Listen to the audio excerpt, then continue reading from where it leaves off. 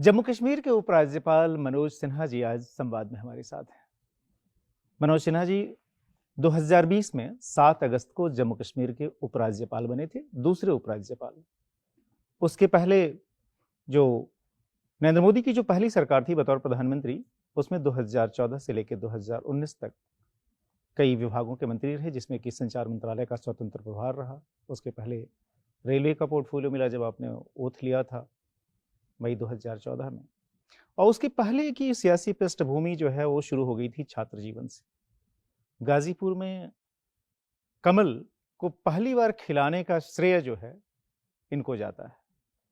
तो एक लंबा करियर, पहला चुनाव 1984 में, जब वो चुनाव जिसमें कि बीजेपी सिर्फ 2 सीटें हासिल कर पाई थी, वहां से सियासी करियर जो खासतौर पे संसदीय राजनीति जो कहते हैं वो शुरू हुआ।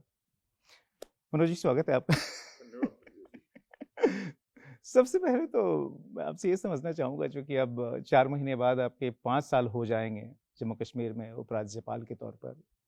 जब आप पहुंचे थे तो जम्मू कश्मीर में आर्टिकल 370 के समाप्त हुए 10 महीने हुए थे, और वहां से न सिर्फ जम्मू कश्मीर को विकास की मुख्य धारा में तेजी से ले जाने का काम, बल्कि आतंकवाद के खिलाफ बहुत सफल लड़ाई, उसको क्रश करना, हर पैरामीटर्स पर राज्य को, जो कि केंद्र शासित प्रदेश बन चुका था आर्टिकल 370 की समाप्ति के बाद, वहां पर सीधी कमान रखते हुए आगे लेकर जाना।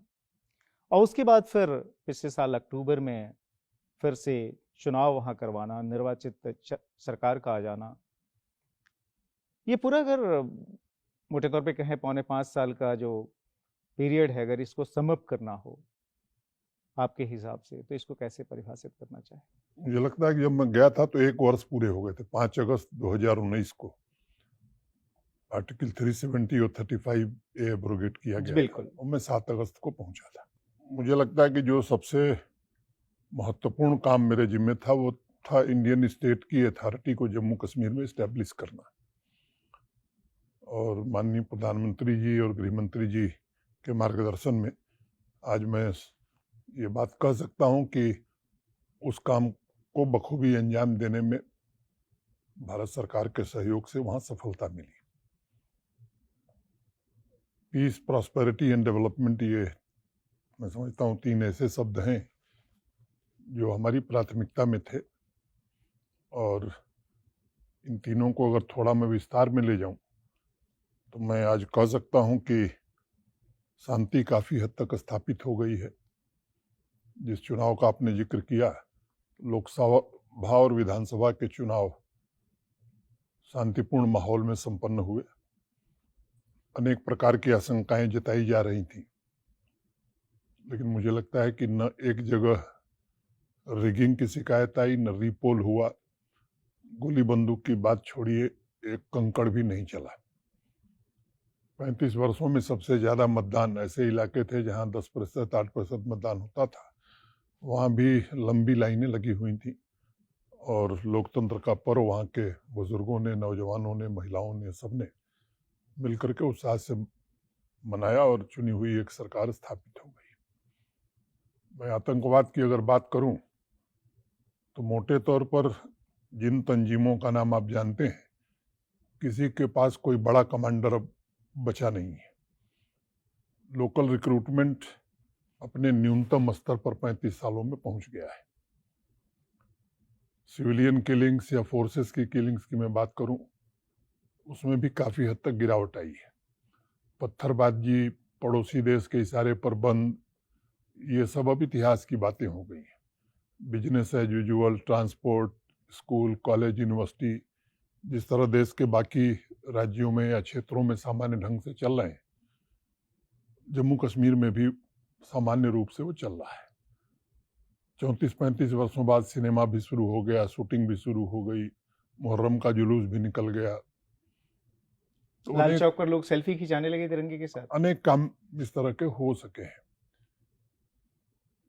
प्रॉस्पेरिटी की अगर मैं बात करूं तो अगर जम्मू कश्मीर की इकोनॉमी को आप देखेंगे तो पिछले 4.5 वर्षों में 2.5 गुनी बढ़ गई है, और सामान्य आदमी के इनकम की मैं बात करूं तो वो भी डबल हो गई, 75,000 से बढ़ करके वो 1.5 लाख हो गई।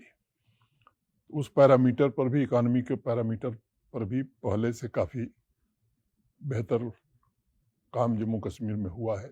जो वेस्टफुल एक्सपेंडिचर था उस पर नियंत्रण लगाने में प्रशासन को सफलता मिली, और सिस्टम एक इस्टेब्लिश हो जाए कि चीज़ें सिस्टम से चलें, उसमें भी मैं कह सकता हूँ कि काफ़ी हद तक हम लोग सफल रहे हैं। जहाँ तक डेवलपमेंट का सवाल है, तो मुख्य रूप से जिन सेक्टर्स की आप बात करेंगे, सभी सेक्टर्स में पहले की तुलना में काफ़ी प्रगति हुई है। इंफ्रास्ट्रक्चर से ही अगर मैं शुरू करूं, तो कनेक्टिविटी मैं मानता हूं कि किसी भी एरिया के डेवलपमेंट में सबसे महत्वपूर्ण योगदान कनेक्टिविटी का होता है। 2001 सेंसस के आधार पर जो गांव 250 आबादी के हैं, उसमें 3 को छोड़ करके बाकी सब सड़क से जोड़ दिए गए। मैं जब गया था तो जम्मू से श्रीनगर जाने में 8 घंटे लगते थे, कभी कभी उससे भी ज़्यादा लगते थे। अब 4-4.5 घंटे में आराम से लोग पहुंच जा रहे हैं। मोटे तौर पर 1.5 लाख करोड़ रुपए के हाईवे, एक्सप्रेसवे और टनल्स के काम चल रहे हैं, और इसके कारण लोगों को काफ़ी सुविधा हुई है। वो जम्मू का रिंग रोड हो, श्रीनगर का रिंग रोड हो, कटरा दिल्ली एक्सप्रेसवे हो, अनेक भारत सरकार ने इस तरह की प्रोजेक्ट सैंक्शन किया है। अभी माननीय प्रधानमंत्री जी गए थे जी अब उस टनल का नाम सोनमर्ग हो गया है, जी जेडमोर टनल का, उसका उद्घाटन किए थे। और सोनमर्ग जाने का रास्ता 12 महीने खुल गया है। जो दूसरी टनल बन रही है जोजिला, जी जिससे लेह आप बराबर जा सकते हैं कारगिल, वो भी 26 संत या 27 के प्रारंभ तक बन जाएगी।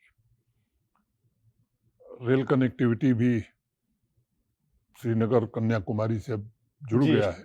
मैं उम्मीद करता हूं कि माननीय प्रधानमंत्री जी शीघ्र, संभवतः शायद 19 तारीख को, उस रेल लिंक को देश को समर्पित करेंगे।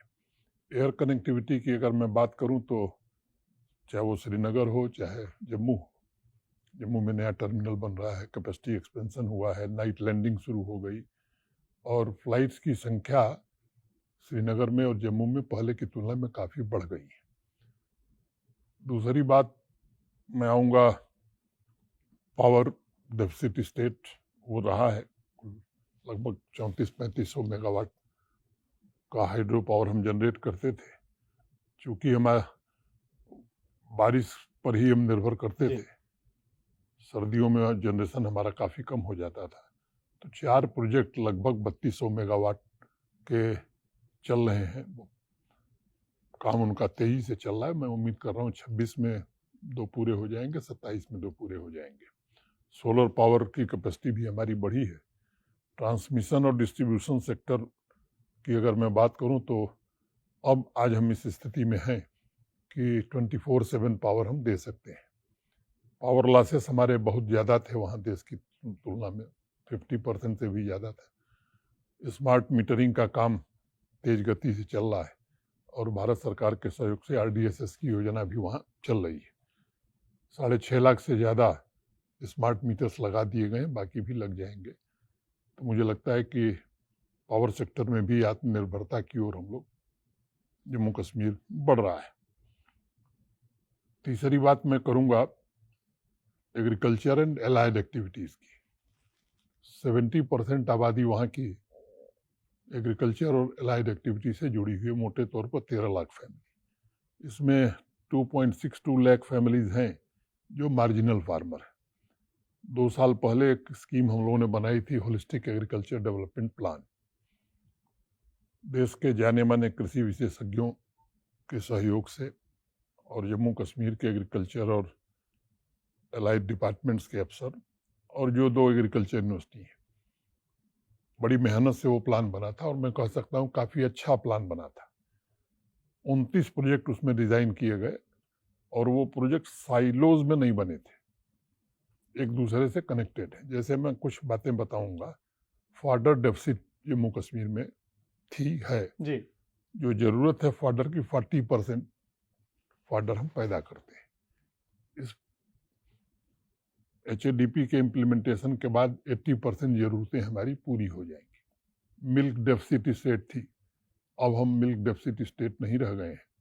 जब मैं गया था तो 37,000 लीटर मिल्क जो है पर डे प्रोसेसिंग होता था, अभी 2.25 लाख लीटर पर डे हो रहा है और ये 5 लाख जल्दी होने वाला है। मीट और एग बाहर से बड़ी मात्रा में आता है, उसमें भी 70% ज़रूरतें हम इस स्कीम के बाद पूरा कर पाएंगे। हाई डेंसिटी प्लांटेशन पर बड़ा फोकस किया है।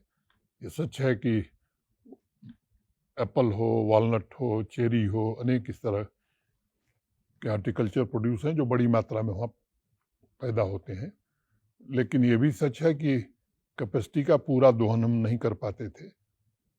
बड़ी मात्रा में अब हाई डेंसिटी प्लांटेशन किया गया है और मैं उम्मीद करता हूँ कि HADP के इम्प्लीमेंटेशन के बाद अभी जो प्रोडक्शन क्षमता हमारी है वो 2.5 गुना से ज़्यादा बढ़ जाएगी।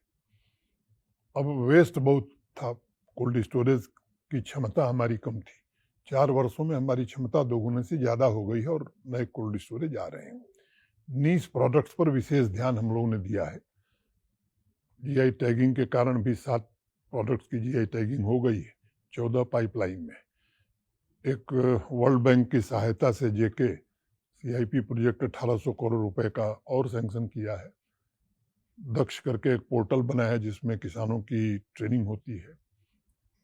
एग्री इंटरप्राइजेस कैसे बन सकते हैं, रोजगार कैसे मिल सकता है और मार्जिनल फार्मर हमारा कैसे आर्थिक रूप से समर्थवान हो सकता है, इसकी कोशिश उसमें की गई है। और मेरा अनुमान है वैसे तो 5 साल में जो कंट्रीब्यूशन GDP को है वो डबल हो जाएगा, ऐसा वो विशेषज्ञों की समिति कहती है।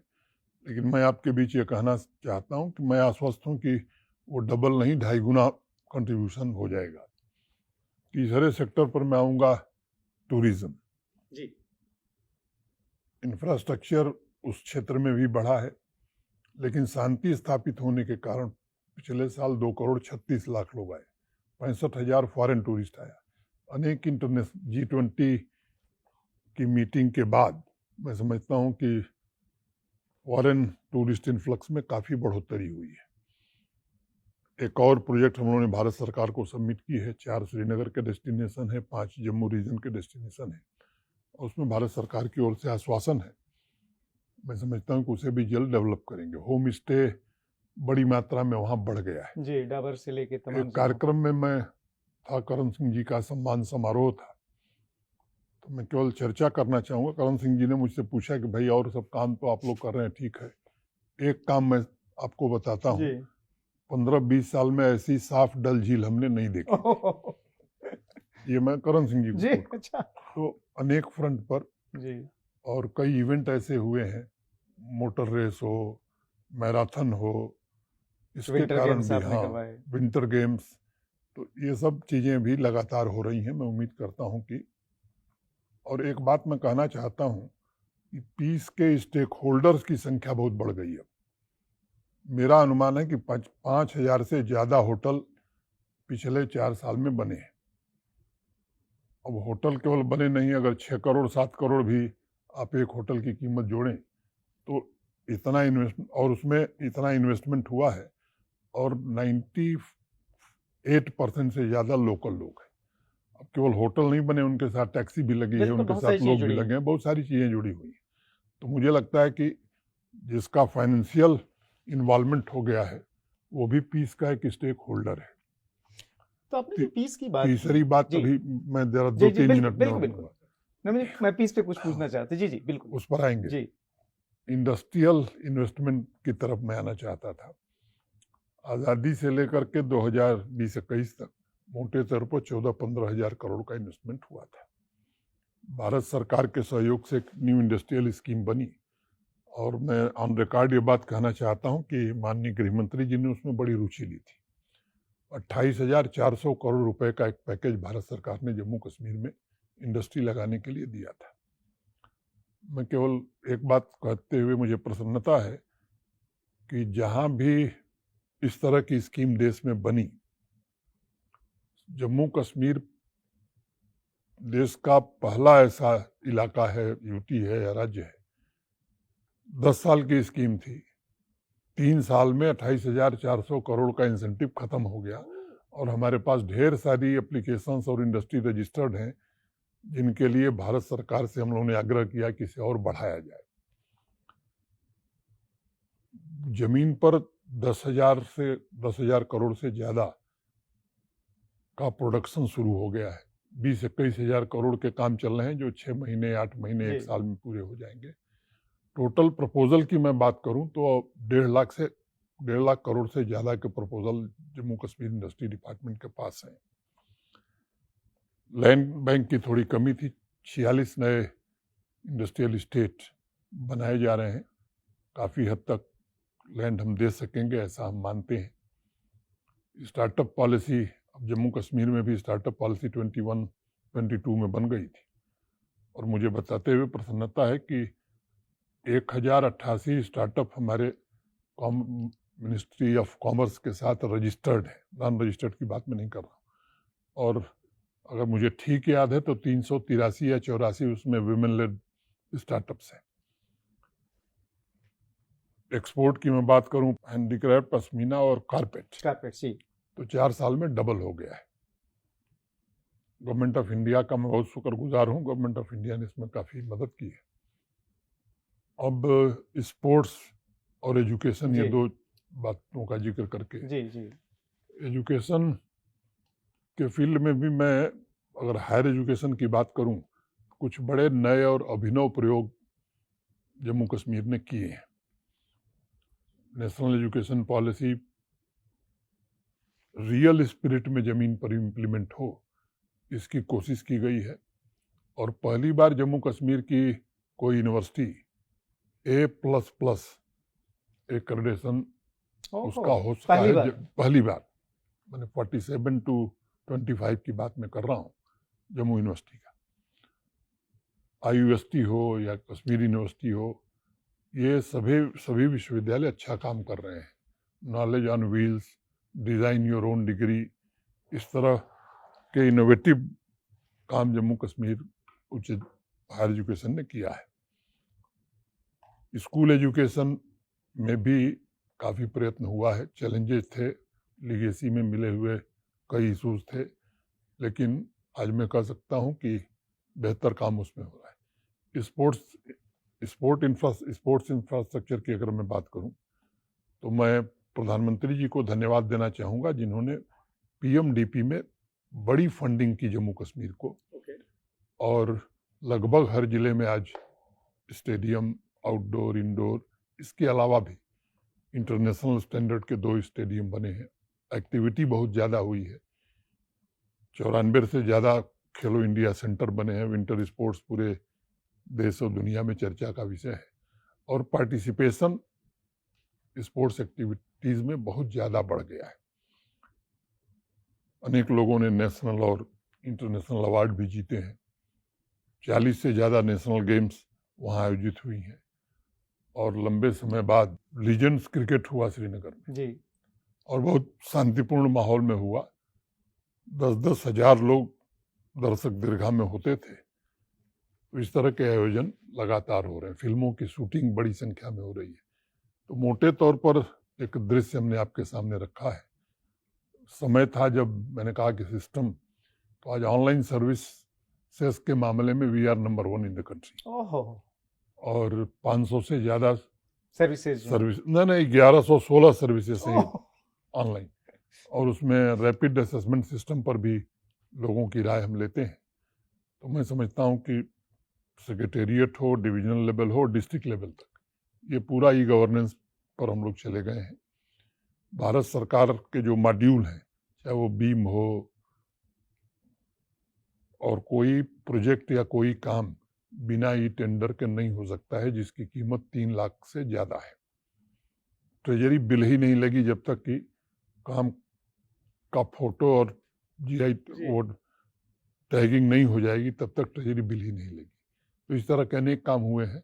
पंचायती राज इंस्टीट्यूशंस 3 टियर सिस्टम पहली बार लागू हुआ। बड़ी संख्या में लोगों ने पार्टिसिपेट किया और फंड, फंक्शन और फंक्शनरी तीनों देर से लागू होने के बावजूद मैं कह सकता हूँ कि चाहे अर्बन लोकल बॉडीज हों या हमारे पंचायतें हों, जी ब्लॉक डेवलपमेंट काउंसिल हो या डिस्ट्रिक्ट डेवलपमेंट काउंसिल, इसमें हमने लागू किया है। कल्चरल एक्टिविटीज़ भी, वो जम्मू कश्मीर इस मामले में बड़ा सौभाग्यशाली है, वहाँ का हेरिटेज कल्चर ये जी बड़ा ही महत्वपूर्ण रहा है, उस पर भी ध्यान दिया गया है। वर्ल्ड क्राफ्ट काउंसिल ने अभी श्रीनगर को क्राफ्ट सिटी का दर्जा दिया, तो अनेक इस तरह के भी अवार्ड, यूनेस्को ने भी श्रीनगर को रिकॉग्नाइज किया। तो मोटे तौर पर ये तस्वीर रही है। चुनाव की बात मैंने आपको बताई है कि शांतिपूर्ण ढंग से जी। चुनाव हो गया। आपने कहा कि जो सो पीस को हम लोग वहाँ मेंटेन कर पाए, शांति जो है बहाल रही, और जिस तरीके से आपने आंकड़े एक के बाद एक गिनाए, नॉर्मली पॉलिटिशियंस जो सो इस तरीके से स्टैट्स के साथ लगातार आप मतलब एक एक डिपार्टमेंट का आपने लेखा जोखा दिया। एक तो आईटी की आपकी बैकग्राउंड हो तो है ही, ये भी बताता है कि आपकी इन्वॉल्वमेंट किस कदर रही होगी। लेकिन मैं आता हूँ शांति पर। मुझे याद है आपका बयान या गृह मंत्री अमित शाह जी का भी बयान, उन्होंने कहा था कि हम लोग शांति खरीदने में यकीन नहीं रखते, स्थापित करने में यकीन रखते हैं। लेकिन अक्टूबर में जो पॉलिटिकल गवर्नमेंट वहाँ आई, उसकी तरफ से, खासतौर पे मुख्यमंत्री की तरफ से जो ये बयान आया कि यह जो शांति है वो फोर्स्ड पीस है। जब इस तरह के स्टेटमेंट होते हैं, और भी खासतौर पे जो पॉलिटिकल गवर्नमेंट को लीड करने वाले लोग हैं, इसको आप किस तरीके से देखते हैं? क्या जम्मू कश्मीर की वही राजनीति है जो कितने वर्षों में चलती रही और जिसकी वजह से जो है अस्थिरता रही, आतंकवाद पनपा, या फिर जो है सो एक भय है कि ये शांति कभी भी जा सकती है? नहीं, ये भय तो नहीं कि शांति कभी भी जा सकती है। वैसे पड़ोसी हमारा निरंतर कोशिश करता है, अच्छी स्थिति में होता है तो भी करता है, और जब खराब स्थिति हो जाती है तो ज़्यादा करता है। अब जम्मू कश्मीर में विधानसभा लोकसभा के चुनाव शांतिपूर्ण ढंग से हो जाए, पार्टिसिपेशन बढ़ जाए, तो पेट में दर्द स्वाभाविक है पड़ोसी के। मैंने जैसे पहले बताया कि अब लोकल रिक्रूटमेंट लगभग शून्य की तरफ न्यूनतम स्तर पर पहुंच गया है, तो इन्फिल्ट्रेशन बड़ी संख्या में जम्मू क्षेत्र में भी और कश्मीर क्षेत्र में भी। और जम्मू रीजन जो पूरी तरह से शांत था, वहाँ पड़ोसी ने काफ़ी प्रयास किया है। पिछले दिनों कुछ घटनाएं भी हुई हैं, और स्वाभाविक रूप से शांति के कारण फोर्सेस का ध्यान जम्मू रीजन पर कम हो गया था। जब हम लोग गए थे तो प्रायोरिटी कश्मीर रीजन ही था, लेकिन अब कोऑर्डिनेशन बहुत बेहतर है फोर्सेस का। Army, CAPF, Jammu Kashmir police. अभी कठुआ में 2 फॉरेन टेररिस्ट मारे गए हैं, 3 की तलाशी का अभियान अभी लगातार जारी है।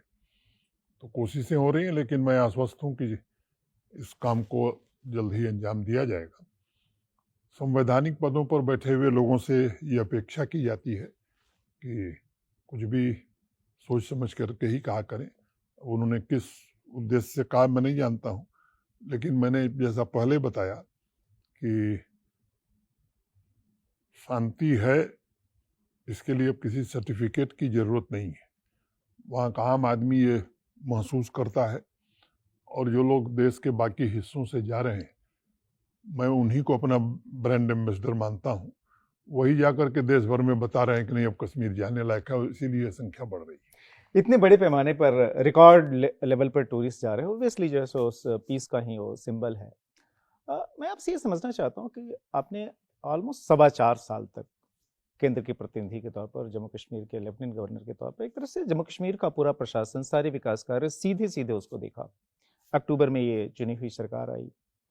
जो आपका अनुभव है पिछले 6 महीनों का, क्या लगता है कि जितनी तेजी से आप लोग काम कर पाए, वह काम की रफ्तार अब सुस्त पड़ने वाली है, पड़ रही है, या फिर जो आपका गोल था कि जम्मू कश्मीर को डेवलपमेंट के हर पैरामीटर पर लगातार आगे बढ़ाकर रखना है, उसमें कहीं कोई शिथिलता आती हुई दिखाई दे रही है?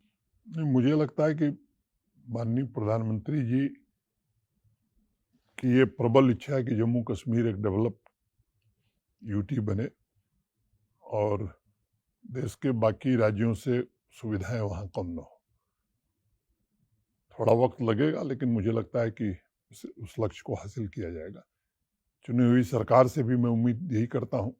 मुझसे पहले भी किसी ने सवाल पूछा था चुनाव के समय या चुनाव के जस्ट बाद कि दिल्ली में बड़ा तनाव रहा। हमने कहा भाई तनाव का कोई कारण नहीं है। अगर चुनी हुई सरकार का भी agenda peace, prosperity and development ही होगा, मैं समझता हूँ कि जनता के प्रतिनिधि का भी। और हमारा भी वही है, तो फिर क्लैश किस बात का। मैं उम्मीद करता हूं कि डेवलपमेंट की गति कम नहीं होगी, कोई कठिनाई आएगी तो उसे निश्चित रूप से उस बातचीत से उसका समाधान किया जाएगा। लेकिन क्या क्लैश होता हुआ दिखाई नहीं दे रहा है? चूंकि जो सो एक अभी हाल ही में जो आपने एक लार्जर स्केल जो ट्रांसफ़र किए जम्मू कश्मीर में, उसको लेकर जो है तुरंत चुनी हुई सरकार यानी मुख्यमंत्री ने कैबिनेट की मीटिंग बुला ली, और जो सिग्नल आ रहे हैं कि वो रिप्रेजेंटेशन सेंटर को किया जा रहा है कि नहीं जी, जो है ये चुनी हुई सरकार के हक में दखल है और ऐसा होना ठीक नहीं है। ये टकराव का रास्ता ये जो है नहीं, कहाँ लेके जाएगा? मैं आपको स्पष्ट करना चाहता हूं, स्टेट रीऑर्गेनाइजेशन एक्ट 2019 में पार्लियामेंट ने पारित किया है, और मैं बड़ी जिम्मेदारी से कह रहा हूं कि उस ऑर्गेनाइजेशन एक्ट के बाहर जाकर मैंने कुछ भी नहीं किया है। I am well with in my domain, और उसके बाहर जाकर कभी मैं कुछ करूंगा भी नहीं। मैं अपनी सीमाएं जानता हूं और उस सीमा का उल्लंघन मैं कभी नहीं करूंगा। बिल्कुल, आपने कहा कि सीमाओं का कभी उल्लंघन नहीं करेंगे, लेकिन इसके साथ एक प्रश्न और जिसके लिए बार-बार दबाव वहाँ की पार्टियां बना रही हैं, वहाँ के संगठन बना रहे हैं, और हालांकि जिसको कि प्राइम मिनिस्टर ने खुद जो है प्रॉमिस किया हुआ है कि जम्मू कश्मीर को हम लोग जल्दी से जल्दी जो है फुल स्टेटहुड देंगे, यानी 2019 में जो फुल स्टेटहुड से जो यूटी बनाया गया और यूटी के तौर पे जो आपने सारी डेवलपमेंट की, अ, वो फिर से फुल स्टेटहुड की तरफ, उस तरफ जाने की परिस्थिति अभी पैदा हो गई है या कुछ समय लगेगा? चूंकि बहुत सारे आपने कहा कि सीमा पार से जो गतिविधियां हैं वो फिर से बहुत तेजी से शुरू हो गई हैं। जो हमारा पड़ोसी देश पाकिस्तान है, उसको जम्मू कश्मीर की शांति जो है वो बिल्कुल पसंद नहीं है। तो क्या वो उस परिस्थिति की तरफ हम बहुत जल्दी मुझे लौटते हुए दिखाई लगता दे है रहे कि हैं? ये बात पार्लियामेंट के फ्लोर पर गृह मंत्री जी ने 5-6 अगस्त को ही कह दिया था, और सीक्वेंस उन्होंने उसी समय बता दिया था कि delimitation first, assembly election second, and then statehood at appropriate time. और यही बात सुप्रीम कोर्ट को भी भारत सरकार ने बताई थी। प्रधानमंत्री जब योगा डे पर गए थे श्रीनगर, तो उन्होंने सार्वजनिक मंच से चुनाव के दौरान भी सभाओं में उन्होंने कहा कि राज्य का दर्जा हम देंगे। अभी हाल में किसी इंटरव्यू में गृह मंत्री जी को मैं सुन रहा था, उन्होंने कहा कि स्टेटहुड दिया जाएगा अप्रोप्रिएट टाइम पर। तो इसमें किसी को संदेह नहीं होना चाहिए, क्योंकि जो जो कहा गया पार्लियामेंट के फ्लोर पर, डिलिमिटेशन भी हो गया, चुनाव के बारे में भी ऐसी ही आशंकाएं जाहिर की जाती थी, चुनाव भी हो गया, तो ये भी मिलेगा। थोड़ा लोगों को इंतजार करना चाहिए। आपने कहा कि कन्याकुमारी से श्रीनगर जो है बहुत जल्दी लोग आ जा सकेंगे, सीधी ट्रेन हो जाएगी। दिल्ली से लोग श्रीनगर ट्रेन के जरिए जाने के लिए बेचैन है। क्या कोई डेफिनेट तारीख हम लोग बता सकते हैं कि कब ये उद्घाटन होने जा रहा है? मुझे लगता है 3rd वीक ऑफ अप्रैल में हो जाएगा। कोई तारीख वारीख तय हुई? मोटे तौर पर अगर मैं समझ सकता हूं तो 19-20 तारीख को हो जाएगा। एक बहुत बड़ी डेवलपमेंट होगी जी। जम्मू कश्मीर के लिहाज से, जो फुल इंटीग्रेशन की बात, और जिसकी दिशा में आर्टिकल 370 का एबॉलिशन एक मेजर स्टेप था, और उसके बाद से जो तमाम जो सेंट्रल एक्ट्स को जो आप लोगों ने इक्वल कर दिया वहाँ ले जाकर। मैं आपसे ये समझना चाहता हूँ कि जब आपको कहा गया जम्मू कश्मीर जाने के लिए, और उस समय जो है उसके ठीक पहले जो वहाँ एलजी थे, उनका सिर्फ कार्यकाल 10 महीने का रहा था, और उस समय आप जब पहुंचे तब आर्टिकल 370 के खत्म हुए सिर्फ 1 साल से 1-2 दिन ज़्यादा हुआ था, चूंकि 5 अगस्त 2019 को खत्म हुआ था। आपने 7 को ओतली 6 को आपका नोटिफिकेशन आया था। आपने सोचा था कि इतना लंबा कार्यकाल आप वहाँ समय बिताएंगे? नॉर्मली वहाँ पर लेफ्टिनेंट गवर्नर, गवर्नर तो छोड़िए, जो टॉप ऑफिशियल्स हैं वो भी चॉपर से उड़ के एक जगह से दूसरी जगह जाते थे। आप बाई रोड हर तरफ गए, एक खुद का कनेक्ट बनाया लोगों के साथ, और जिसके आधार पर आपको इतनी कामयाबी मिली, इतनी सारी चीज़ें कर पाए, और खुद आज जम्मू कश्मीर के लोग उसमें स्टेक होल्डर बन चुके हैं। उस समय ये दिमाग में था कि जा रहे हैं तो एक लंबी बारी खेलने के लिए जा रहे हैं? मैंने ये सोचा भी नहीं था कि कभी जम्मू कश्मीर में जाऊंगा। माता वैष्णो देवी के दर्शनार्थों में जाता था पहले से, 1-2 बार कश्मीर भी गया था, रेलवे में था तब भी पार्लियामेंट्री कमेटी की मीटिंग के लिए गया था। लेकिन जम्मू कश्मीर किसी दायित्व के निर्वहन हेतु जाना पड़ेगा, ये मैंने सपने में भी नहीं सोचा था। और जाने के बाद ये जरूर लगा कि एक काम मिला है तो इस काम को अपनी क्षमता से, अपनी बुद्धि और विवेक से जितना किया जा सकता है वो करना चाहिए, और मैंने कोशिश की है। मैं नहीं जानता, ये समय बताएगा। कोशिश की है, ईमानदारी से कोशिश की है, और मैं समझता हूँ कि डेस्टिनी एक बड़ी चीज़ होती है, तो वो लिखा रहा होगा, इसलिए मैं पहुँच गया हूँ, और जब तक हूँ तब तक ठीक से ही काम करूँ, ऐसा मन है। नहीं, बिल्कुल ठीक से आप काम करें। आपने कहा कि माता वैष्णो देवी के दर्शन के लिए उसके पहले जाते रहे थे आप। ये कब आपको इसकी भनक लगी कि आपको जम्मू कश्मीर का दायित्व दिया जा रहा है लेफ्टिनेंट गवर्नर के तौर पर, चूंकि आप 2019 का चुनाव हुआ था जिस गाजीपुर में आपने लगातार विकास के कार्य किए थे, सांसद तो थे ही आप वहाँ पर, रेल राज्य मंत्री के नाते या फिर जो सो MOS कम्युनिकेशन इंडिपेंडेंट चार्ज के नाते आपने बहुत सारी योजनाएं दी थी। गाजीपुर से दिल्ली के लिए पता नहीं कितनी ट्रेनें शुरू हुई, एक विकास पुरुष की आपकी इमेज बनी। बावजूद इसके 2019 में आप वो चुनाव हारे और उसके बाद से मुझे लगता है कि अगले 1 साल तक आपके पास कोई जिम्मेदारी भी नहीं थी। कब कैसे परिस्थिति बनी आपके जम्मू कश्मीर जाने की? क्या मन में चल रहा था उस वक्त? कोविड का पीरियड था, मुझे याद है, जब ये सब चीजें। मैं बनारस में था उस समय, मुझे गृह मंत्री जी का फोन आया था दिल्ली आने के लिए, और जब मैं उनसे मिला था, अगर तारीख मुझे ठीक याद है 26 या 27 जून था, तो बातचीत में मुझे संकेत मिला था कि ये दायित्व शायद मिलने वाला है। आपने कहा कि बनास में थे, बनास से आपका वैसे भी बहुत पुराना कनेक्ट रहा, आपका छात्र जीवन का जो एक बड़ा हिस्सा बनास में बिता, घर गाजीपुर बगल का ही जिला है। बनास से आपने छात्र राजनीति के जरिए जो है समाज जीवन में कदम रखा, वहाँ से आपने BHU IT जो है, जो कि आज की फुल-फ्लेज IIT हो चुका है, IT BHU से आपने सिविल इंजीनियरिंग में BTech किया, MTech किया। 1982 में आप वहाँ BHU छात्र संघ के अध्यक्ष बने और BHU की जो छात्र राजनीति का एक बड़ा गौरवशाली इतिहास रहा है, वहाँ से निकले हुए नेताओं ने देश की राजनीति में बहुत महत्वपूर्ण भूमिका अदा की। कैसे अचानक मन बना जो है सो राजनीति की तरफ जाने का? आपके पिताजी तो जहाँ तक मुझे पता है शिक्षक थे, प्रिंसिपल रहे, आप राजनीति में कैसे? मैं राजनीति में आना एक दुर्घटना ही थी। हम लोगों के एक मित्र हुआ करते थे, थोड़ा सीनियर भी थे, भरत सिंह जी, सुरेश अवस्थी जी। छात्र संघ का चुनाव था 80 में, उसी चुनाव में कुछ ऐसी बातचीत हुई कि मैं चुनाव लड़ गया छात्र संघ का, और जब चुनाव लड़ गया फिर दूसरी बार प्रेसिडेंट हो गया तो दिशा बदल गई। फिर ये हुआ कि इसी को देखते हैं। घर परिवार से कोई दबाव नहीं रहा कि इतनी उस समय ऊंचे स्तर की पढ़ाई की और उसके बाद से ये राजनीति? पिताजी थोड़ा दुखी रहते थे, लेकिन पिताजी का स्वर्गवास जल्दी हो गया, तो मैं समझता हूँ कि अब उसी दिशा में जब मैं चला गया था तो फिर। तो आपने एक दिन के लिए भी नौकरी नहीं की? क्योंकि IT के छात्रों को तो बड़ी आकर्षक नौकरियां मिलती थी उस जमाने में भी, आज भी। नौकरी नहीं कर सका, नौकरी मिली थी लेकिन जा नहीं सका। अब इधर ही हुआ कि इसी नौकरी में रहा जाए।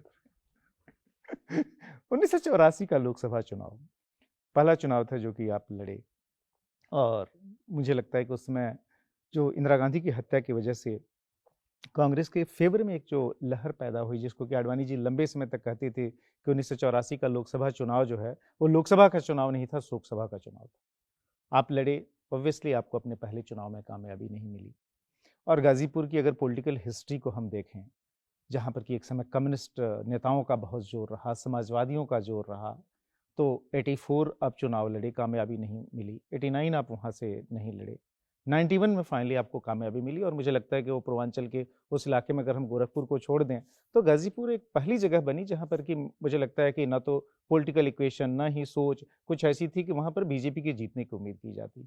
कैसे जो है सो कमल का फूल आप उस जमाने में खिला पाए 91 में?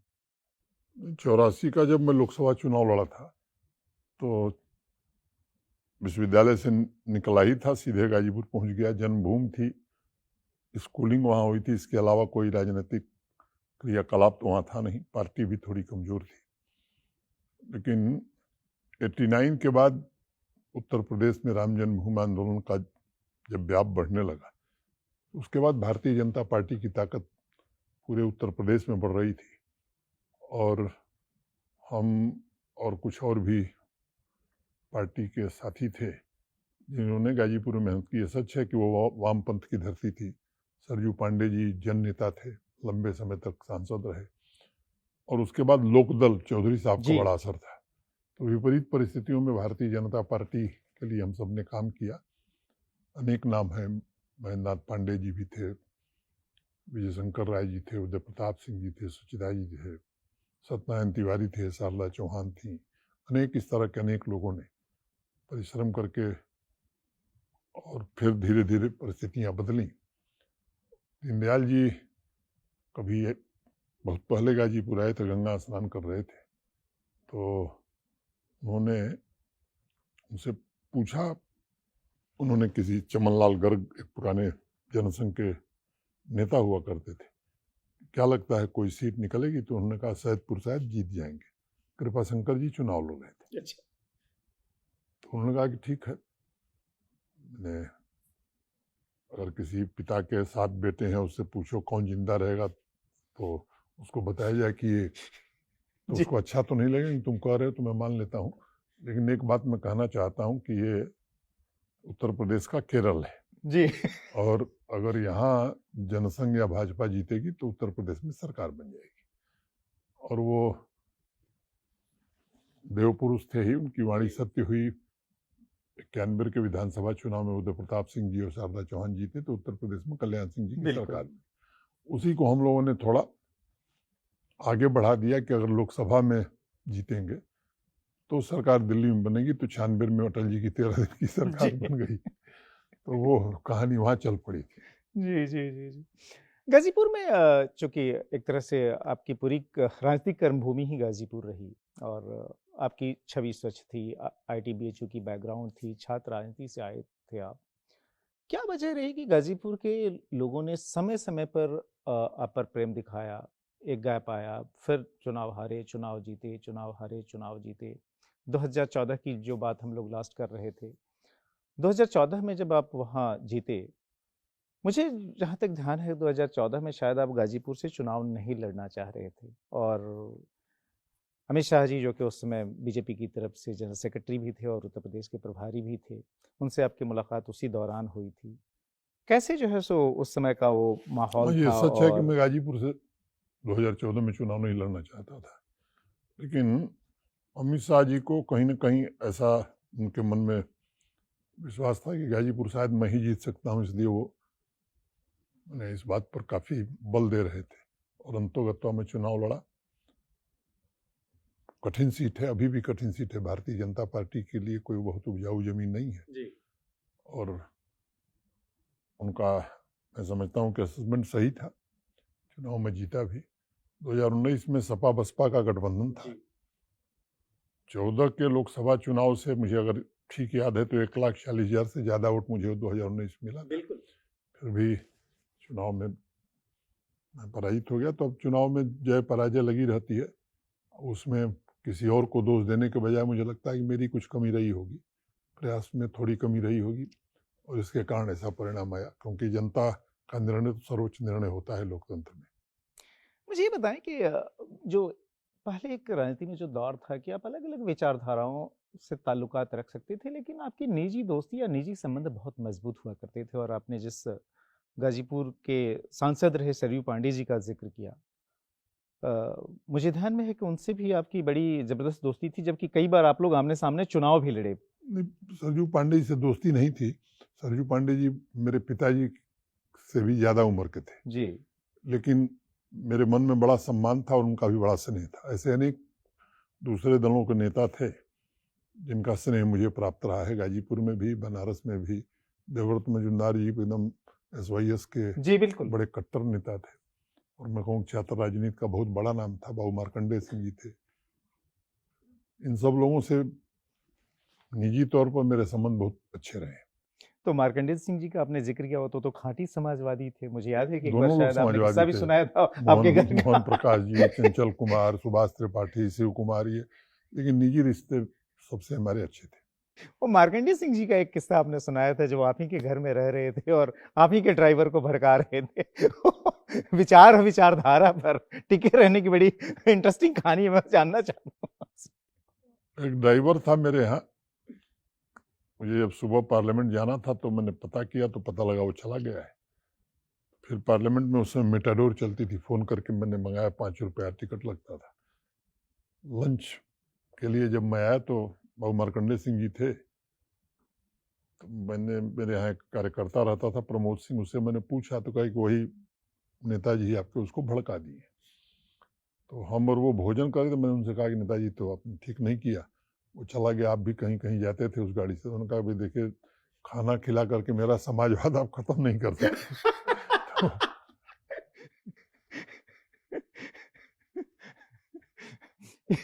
ये बताइए कि जनेश्वर मिश्र जी समाजवादी आंदोलन के बड़े नेता थे, और मेरे ध्यान में है कि कभी ये किस्सा मैंने सुना है कि जब वो बनारस आते थे तो आपको याद करते थे। उनके साथ भी आपके संबंध इसी तरीके से थे?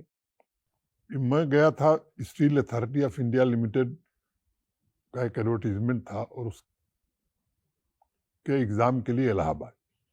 एक समाजवादी योजन सभा के नेता थे बनारस हिंदू यूनिट में, रविंदर जी। शाम को लंका पर भेंट हुई तो मैंने उनको कहा कि मैं कल इलाहाबाद जाऊंगा, मेरा एक एग्जाम है। उनका मुझे भी चलना है, और उन्होंने बताया कि जनेश्वर मिश्रा जी आने वाले हैं, कोई SYS का सम्मेलन है उसके लिए। प्रोफेसर आनंद कुमार उस समय बनारस जी, हिंदू जो बाद में यूनिवर्सिटी में थे, BHU से सोशियोलॉजी JNU है। डिपार्टमेंट। जी। जी, तो उन्होंने ही कोई गोष्ठी रखी थी, तो हम और रविंदर जी साथ ही गए थे। मैं एग्जाम दिया, वो जनेश्वर जी से मिलने चले गए, फिर इलाहाबाद से हम लोग साथ ही चले। जनेश्वर जी की ही जीप थी, वो बैठे थे और पीछे हम और रविंदर जी बैठे थे। रास्ते में बातचीत हुई, तो मेरा प्रत्यक्ष संपर्क उसी यात्रा में हुआ। वो मिठाई के खान पान के बड़े शौकीन थे, रास्ते भर बातचीत करते। उसके बाद मेरा परिचय हुआ और काफ़ी दिन तक संपर्क रहा। जब वो यहाँ मंत्री थे तब भी, राज्यसभा में थे तब भी। उनको काला जामुन और गुलाब जामुन आप खिलाते रहते थे? नहीं, मैं उस बार ले गया था उनको काला जाम लंका से खरीद करके। जब हम लोग इलाहाबाद से चले थे तो उन्होंने भी ढाबे पर रोक करके गुलाब जामुन खिलाई, एक जगह खीर खिलाई। वो दौर दूसरा था। गाजीपुर जहाँ से आप ताल्लुकात रखते हैं, गाजीपुर की धरती जो है पहलवानों की धरती भी कही जाती है। समाजवादियों और साम्यवादियों की धरती तो ठीक है, बड़े से बड़े पहलवान वहाँ हुए। अभी कुछ बरस पहले ही आपने जो से एक बड़े पहलवान जो गाजीपुर से ताल्लुकात रखते थे, उनकी मूर्ति का अनावरण भी किया, जो हिंद केसरी रहे हुए थे।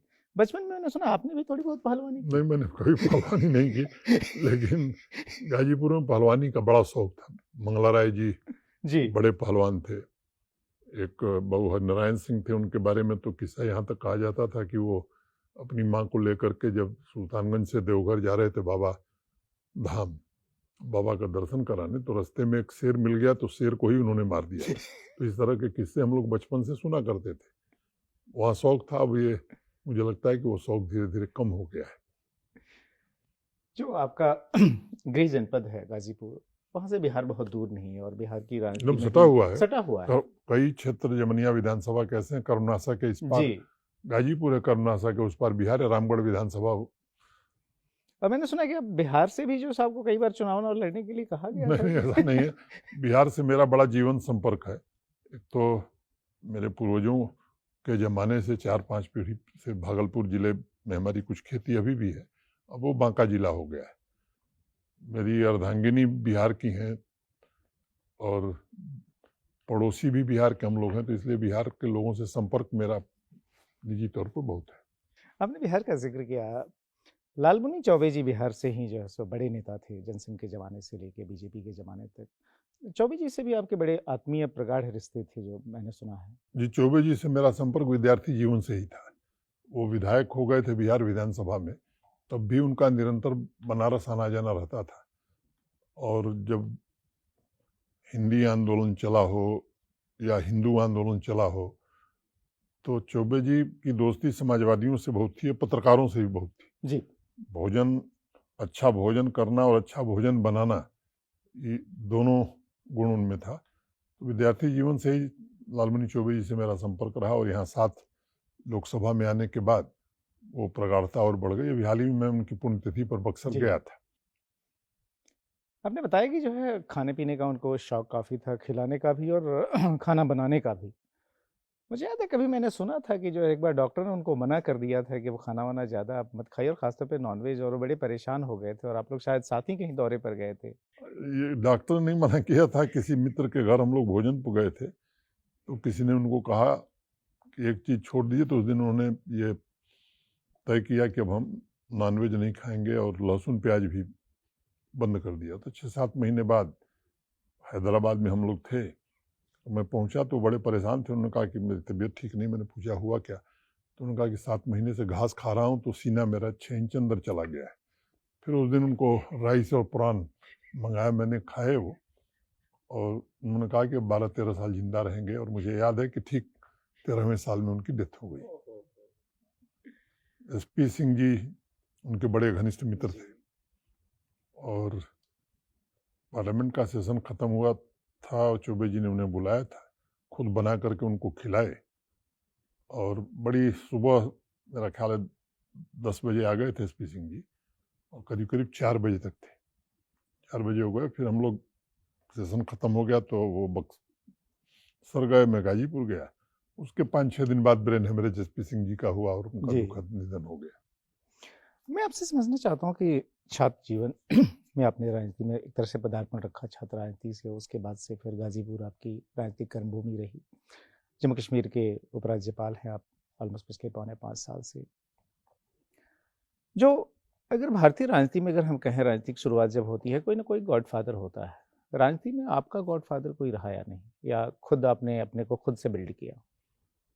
गॉड फादर तो नहीं कह सकता, लेकिन बनारस हिंदू यूनिवर्सिटी में सुरेश अवस्थी जी एक पॉलिटिकल साइंस के प्राध्यापक थे, विद्यार्थी परिषद की राष्ट्रीय टीम में भी हुआ करते थे, तो मैं कह सकता हूँ वो मेरे मेंटर थे। राम बहादुर जी उस समय विद्यार्थी परिषद के उत्तर प्रदेश बिहार के सहसंगठन मंत्री हुआ करते थे, उनका भी बड़ा असर रहा मेरे ऊपर और इन दो महानुभावों का बड़ा सहयोग रहा है। आप पर बड़ा ट्रस्ट दिखाई देता है। जो देश के प्रधानमंत्री हैं हमारे नरेंद्र मोदी जी और अमित शाह जी जो देश के गृह मंत्री हैं, ये बहुत आसान नहीं होता दोनों का ट्रस्ट एक साथ हासिल करना। कैसे आप, अच्छा मुझे नहीं लगता कि आप जो है बहुत पहले से उनको जानते होंगे, क्योंकि आपका गुजरात से कोई लेना देना भी नहीं था, और लेकिन इतना जो ट्रस्ट उनका आपने हासिल किया, कैसे कर पाए? या क्या जब 2014 में जब उनकी सरकार में आपने काम करना शुरू किया, उसके बाद से जो है सो मोदी जी ने आपके कामकाज को देखा और फिर एक ट्रस्ट बिल्ड हुआ? ये मैं नहीं जानता कि इतना ट्रस्ट है प्रधानमंत्री जी का या गृह मंत्री जी का, लेकिन एक बात मैं जरूर कह सकता हूँ कि स्नेह इन दोनों लोगों का मुझे प्राप्त है और जो काम या जो जिम्मेदारी मिलती है मैं कोशिश करता हूँ कि उसे ईमानदारी से पूरा कर सकूं। ये बताइए, राजनीति के चक्कर में नॉर्मली परिवार जो है सो कंप्रोमाइज हो जाता है, जिसमें क्या परिवार पर ध्यान नहीं दे पाते। एक शिकायत भी रहती है खासतौर पर राजनीतिक परिवारों से जुड़े हुए जो बच्चे होते हैं उनके अपने माता पिता से। आप ये बैलेंस क्रिएट कर पाए या नहीं? शुरुआत में तो नहीं हो पाया, लेकिन इधर मैं कह सकता हूँ कि वो पक्ष भी अब ठीक है। लेकिन जब आप MOS कम्युनिकेशन बने इंडिपेंडेंट चार्ज, तो उसकी वजह से, उस चार्ज की वजह से आपके बेटे को अपनी बड़ी ही प्रॉमिसिंग नौकरी एक कंपनी की जो कि कम्युनिकेशन सेक्टर में ही थी, छोड़नी पड़ी। वो संयोग की बात थी, हाँ ये सच है। ये सच है। थोड़ा जम्मू कश्मीर पे फिर वापस लौटते हैं, क्योंकि आपने एक तरफ पूरा का पूरा 4.25 साल में कैसे जो है जम्मू कश्मीर बदला, और जिस जब आप खुद सीधे सीधे उसके चार्ज में रहे 4.25 साल, अभी भी जो है काम वहाँ चल ही रहा है। जम्मू कश्मीर का भविष्य क्या देखते हैं? कोई मन में आशंका है कि अगर जो है फुल स्टेटहुड की तरफ हम गए और जो जम्मू कश्मीर की सियासत बदनाम रही, कि वहाँ पर जो है खुद पॉलिटिकल पार्टीज़ ने वहाँ अलगाववाद को बढ़ाया अपने इंटरेस्ट में, करप्शन वहाँ के DNA में रहा, रोशनी स्कैम आपके टाइम में ही अनर्थ हुई और आपने बड़े कड़े एक्शन लिए। क्या वो आशंका कहीं है कि कहीं फिर से गड़बड़ न हो जाए, और जम्मू कश्मीर की जो आवाम है उसके मन में भी ये प्रश्न रहता है? मुझे लगता है कि जम्मू कश्मीर अब वहाँ से काफ़ी आगे निकल चुका है। झेलम में पानी पहले की तुलना में काफ़ी बढ़ गया है और देश में जो सरकार है, मैं समझता हूँ कि उस सरकार के पास इच्छा शक्ति बहुत दृढ़ है। गृह मंत्री जी की बराबर पैनी नज़र इन सब मामलों पर बनी रहती है, तो मैं नहीं समझता हूँ कि कोई संभावना इसकी मैं दूर दूर तक देख पा रहा हूँ कि इस तरह के किसी प्रयास को केंद्र सरकार अनुमति देगी। ये स्वप्न में भी कोई नहीं सोच सकता है। जो हुर्रियत जो था, जो कि अलगाववाद का एक तरह से कह सकते हैं प्लेटफॉर्म ही था, वहाँ कई सारे हुर्रियत से जुड़े हुए जो संगठन थे वो जो है उन्होंने साथ छोड़ा है। इनफैक्ट मुझे याद है गृह मंत्री का बयान भी आया था कि कैसे कैसे ये पूरा जो अलगाववाद आंदोलन खत्म हो रहा है। क्या हम मान के चलें कि अब ये जो है सो कोई डोमिनेंट फोर्स नहीं रह गए वहाँ पर, इनकी कोई वैल्यू नहीं रह गई? देखिए, जमात और हुर्रियत ये इनके DNA में क्या है ये समझना जरा कठिन है, लेकिन साक्ष्यों के आधार पर लगातार कार्रवाई हुई है और इसका इवैल्यूएशन हर स्तर पर निरंतर हो रहा है। आपको ध्यान होगा कभी कभी संगठन बैन होते थे, व्यक्तियों पर बैन नहीं लगता था, तो वो मुखौटा दूसरा संगठन बना करके उन्हीं गतिविधियों में शामिल हो जाते थे। अब भारत सरकार का गृह मंत्रालय केवल संगठनों पर बैन नहीं लगाता, व्यक्ति भी चिन्हित कर देता है कि अगर मनोज सिन्हा कोई संगठन बना रहे हैं और मनोज सिन्हा पर बैन लगाओ तो वो संगठन ऑटोमेटिकली फिर एजेंसीज के निगाह में आ जाएगा। तो मुझे लगता है कि गृह मंत्रालय बड़ी पैनी दृष्टि से इन सब चीज़ों को देख रहा है, उसकी गुंजाइश आपने खुद बड़े नहीं पैमाने दिखती। पर जो है उन OGWs को जो कि जो सो सरकार के अंदर थे, अलग अलग डिपार्टमेंट्स में, एजुकेशनल इंस्टीट्यूशंस में, जो कि अलगाववाद ही नहीं बल्कि आतंकवादियों के सीधे सपोर्टर थे, उनको मदद देते थे, उनको बड़े पैमाने पर बर्खास्त किया, सिस्टम से निकाला। डिमांड जो है सो खासतौर पे पॉलिटिकल गवर्नमेंट आने के बाद से ये फिर से शुरू हो गई है कि नहीं जी रेंस्टेट किया जाए, ना जी ऐसे लोगों पर कोई कार्रवाई ना हो। क्या ये देखिए, मैं इस मामले में मैं एक बात जरूर कहूँगा कि उसका प्रोविजन जब कॉन्स्टिट्यूशन में किया गया तो उस पर कॉन्स्टिट्यूएंट असेंबली में बड़ी बहस हुई थी और जो स्वतंत्रता आंदोलन के हमारे नेता थे, खासतौर से सरदार पटेल साहब और अनेक लोगों ने बात कही कि कुछ लोगों ने कहा था कि साहब इसकी ज़रूरत क्या है, तो सरदार पटेल साहब ने बड़ा बढ़िया उत्तर दिया था। और मुझे लगता है कि जम्मू कश्मीर के प्रशासन में इस तरह के काफ़ी तत्व आ गए थे। जो आप बात कह रहे थे कि शांति स्थापित करनी है, स्थायी रूप से खरीदनी नहीं है, तो कई बार शांति खरीदने में भी इस तरह के तत्वों को की मदद ली गई थी। प्रक्रिया थोड़ी टेढ़ी है, व्यक्ति की पहचान, पूरा डाइजेस्ट बनाना, फिर वो कार्रवाई करना। तो कार्रवाई हुई है और कार्रवाई भविष्य में भी ऐसे लोगों को चिन्हित करके निरंतर होती रहेगी, क्योंकि सिस्टम में कोई ऐसा आदमी रहे जो राष्ट्रद्रोह कर सकता है या स्टेट के खिलाफ काम करे और वो भी इस स्तर पर, तो मुझे लगता है वो ठीक नहीं है और वो कार्रवाई आगे भी जारी रहेगी। आपने बताया कि जब आप जम्मू कश्मीर गए थे उपराज्यपाल के तौर पर, उस समय सारा का सारा फोकस जो है सो कश्मीर पर था, खासतौर पे वहाँ के टेररिज्म को खत्म करने के लिए, और इसीलिए जम्मू के इलाके में उतनी अधिक डिप्लॉयमेंट नहीं थी। लेकिन पिछले 1-1.5 साल से देखा जा रहा है कि जम्मू में लगातार जो है सो इन्फिल्ट्रेशन हो रहा है, टेरर एक्टिविटीज़ बढ़ रही हैं। तो क्या एक प्रॉपर रीओरिएंटेशन जो है वह हो चुका है?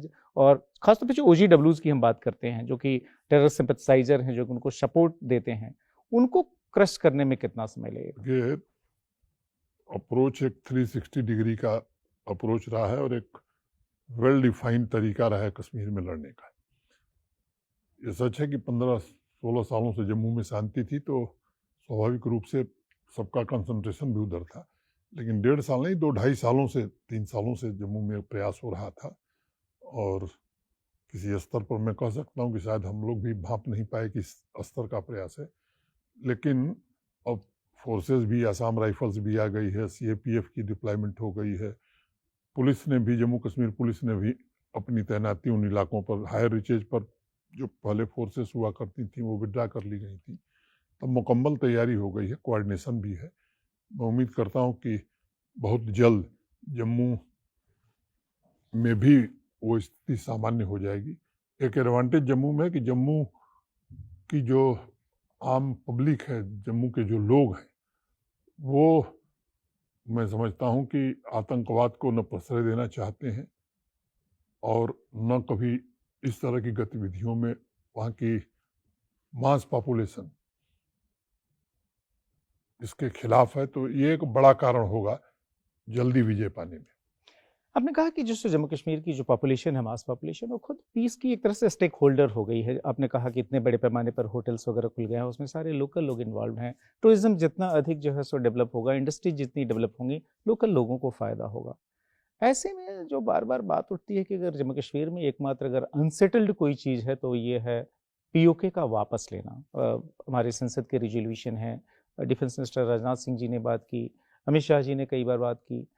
क्या आपको लगता है, जो आपका अपना अनुभव है पिछले 4.25 साल का, जिसमें कि आपने लगातार ट्रेवल किया है और वो भी ट्रेवल बाय रोड, जिसमें कि जम्मू कश्मीर के हर इलाके में गए, जम्मू कश्मीर में जिस तरह की प्रोग्रेस आप लोग करने में कामयाब रहे हैं, क्या जो है देर सबेर पीओके के जो लोग हैं, जहां पर इस बात के लिए आंदोलन लगातार चलता रहता है कि पाकिस्तान उनकी उपेक्षा करता है, वहां पर कोई इंफ्रास्ट्रक्चर नहीं डेवलप है, एक नेचुरल माहौल बनेगा जब वहां पर ये देखिए, मूवमेंट मोटे तेज तौर होगा? पर पाकिस्तान एक फेल्ड स्टेट है आज की तारीख में।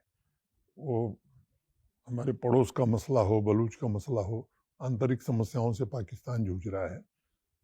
वहाँ की जनता में अविश्वास, मैं समझता हूँ कि अपने पीक पर पहुँच गया है।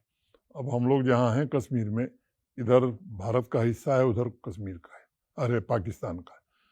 अब वो देखते हैं बेचारे और लिख भी रहे हैं, आर्टिकल भी लिख रहे हैं कि इस हिस्से में जहाँ मोदी जी का शासन है वहाँ अस्पताल भी है, सड़क भी है, बिजली भी है, डॉक्टर भी है, अस्पताल भी है, और वहाँ गेहूं और आटे के लिए लंबी लाइन लग रही। तो वहाँ के अनेक इंटेलेक्चुअल्स इस तरह के लेख लिखते हैं, मीडिया में भी आ रहा है। लेकिन जो बात आपने बताई कि गृह मंत्री जी ने या रक्षा मंत्री जी ने कही है, तो ये निर्णय और इस पर कोई राय भारत सरकार ही देगी। मेरी सीमाएं, मैंने पहले भी कहा कि मैं अपनी सीमाओं से वाकिफ़ हूँ, ट्रांसफ़र के मामले में भी और इस मामले में भी मैं अपनी सीमाओं से वाकिफ़ हूँ कि मेरा रोल क्या है। जो काम भारत सरकार का है वो भारत सरकार ही उस पर प्रतिक्रिया दे तो अच्छा रहे। लेकिन आपने सुरक्षा के मामले में कभी कोई सीमा नहीं रखी है। आपको मुझे लगता है पहले चेताया भी गया जब आपने बहुत ज़्यादा रोड जर्नी शुरू की, और मुझे लगता है कि मुख्यमंत्री भी वहाँ उतनी रोड जर्नी या पहले के गवर्नर करते थे जितनी आपने की। क्या कोई भय नहीं लगा?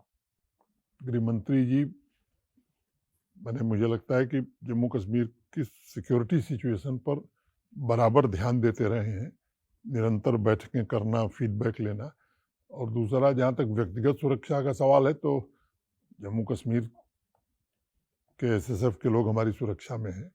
और ये फायर ब्रिगेड की गाड़ी आपने देखी है ना, तो उसमें बाल्टी जो होती है लाल होती है, वो लिखा रहता है आग, और उस बाल्टी में होता है बालू। तो मुझे लगता है कि आग दिखने के लिए अंदर बालू होता है।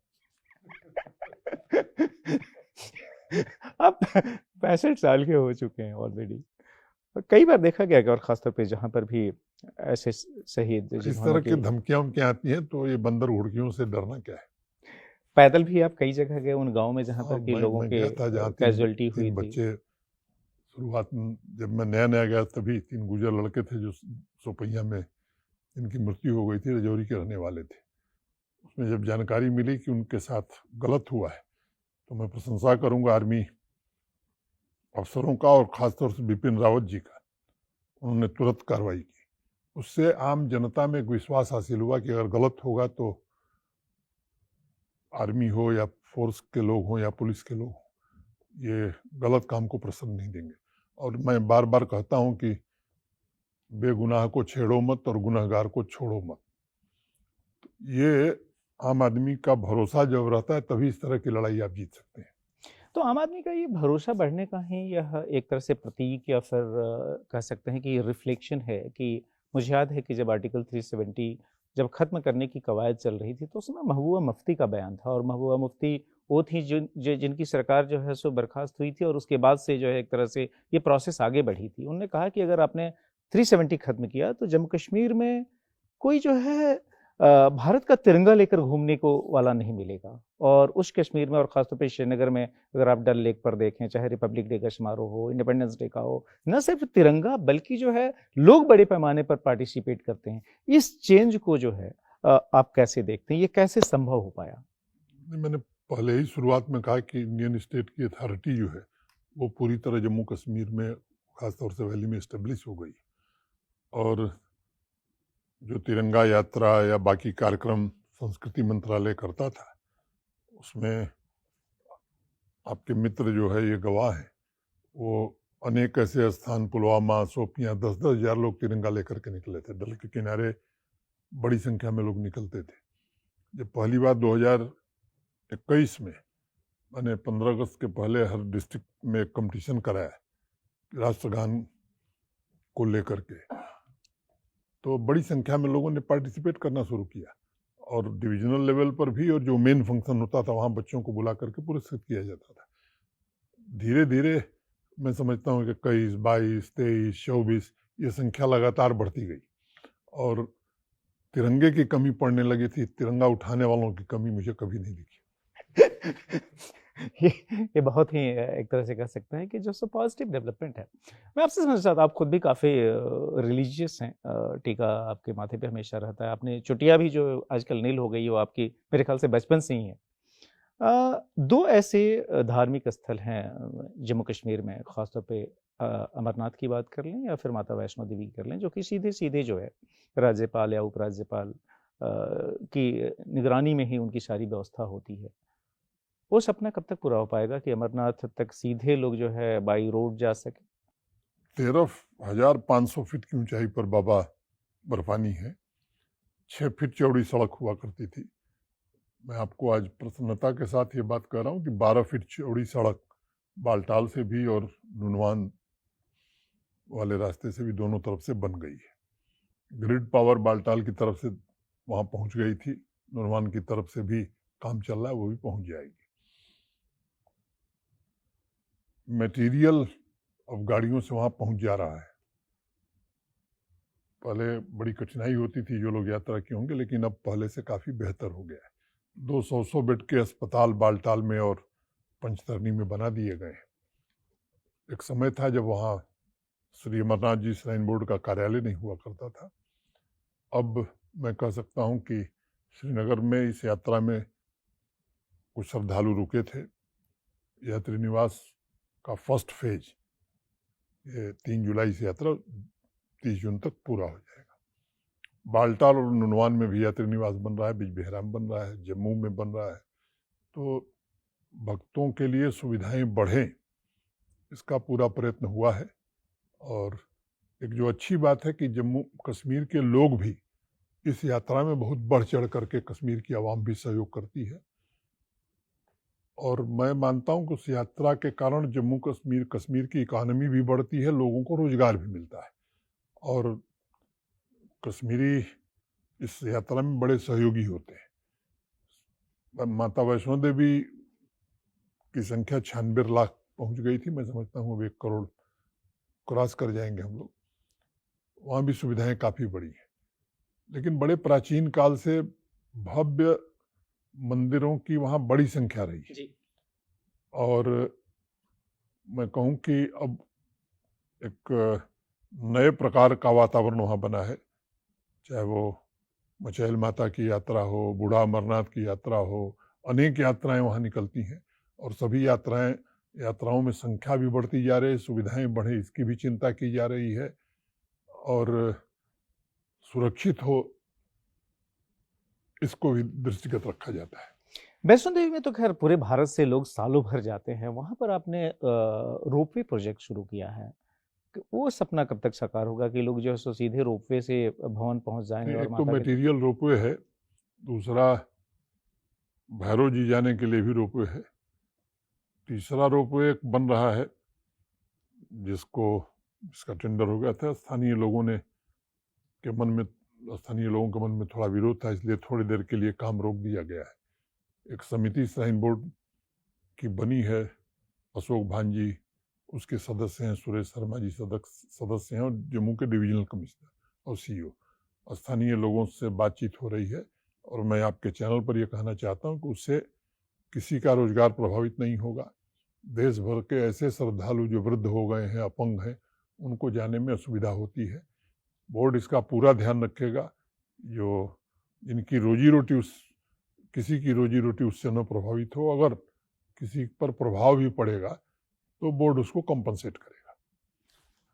ये बताएं कि कितना संतोष होता है, क्योंकि छात्र जीवन में विद्यार्थी परिषद से आप जुड़े, और ऑब्वियसली जो सोच थी उसमें ये हमेशा था कि भाई कश्मीर का जो सो फुल इंटीग्रेशन जो है भारत के साथ होना चाहिए। जो नारे भी उसमें लगते थे कि भाई एक देश में जो है 2 विधान 2 निशान, ये सब नहीं चल सकते।